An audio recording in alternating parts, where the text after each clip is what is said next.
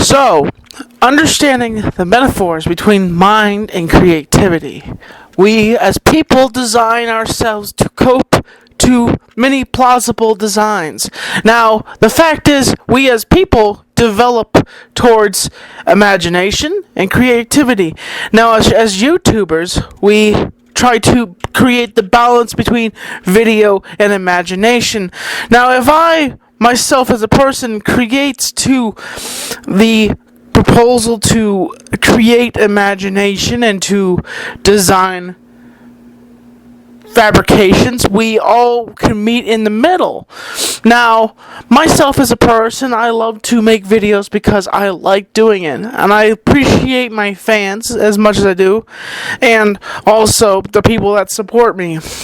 But as always, I'm Tommy NC 2010.